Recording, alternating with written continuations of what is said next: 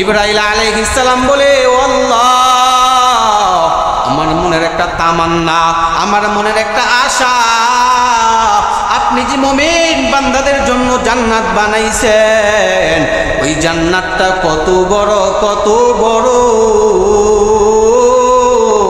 সেটা আমার দেখতে খুব মনে চায়।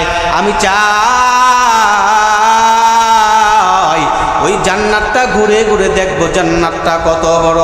আল্লাহ বলে, জিবরাইল, না না, তুই জান্নাত ঘুরে দেখতে পারবি না, সেটা তোর জন্য অসম্ভব। যখন জিবরাইল আলাইহিস সালাম এত করে বলল, তখন আল্লাহ রাব্বুল আলামিন বলে, যা জিবরাইল, তুই জান্নাত ভ্রমণ কর, জান্নাতটা ঘুরে ঘুরে দেখ। হযরত জিবরাইল আলাইহিস সালাতু ওয়াস সালামের কয়শো পাকা ছিল জানেননি? 600 পাকা ছিল। কয়শো?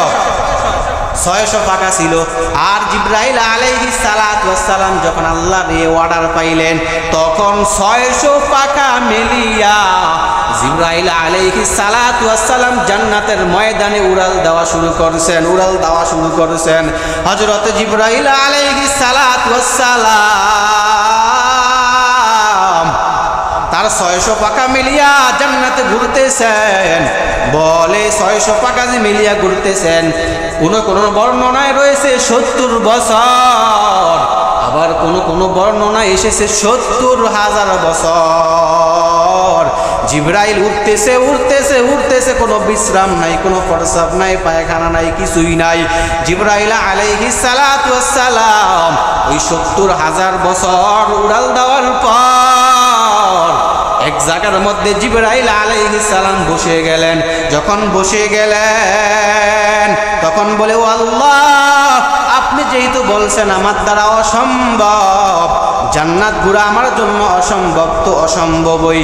তবে আল্লাহ, আমার মনে একটা তামান্না, ও আল্লাহ, আপনি যে আমার 600 পাকা দিলেন, এই 600 পাকা তো আমি কখনো কাজে লাগাই নাই।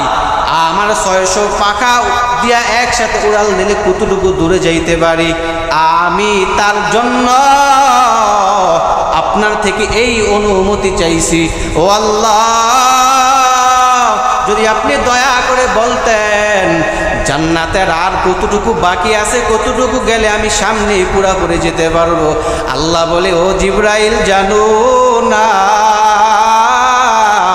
বলো তুমি জান্নাতের কয়টা খুঁটি পার করেছো, কয়টা খুঁটি পার করেছো?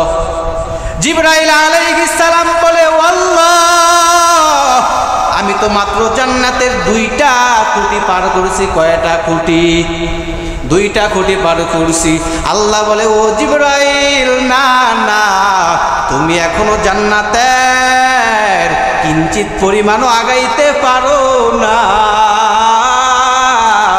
কারণ এই খুঁটির মতো অসংখ্য অগণিত খুঁটি তোমার সামনে রয়েছে।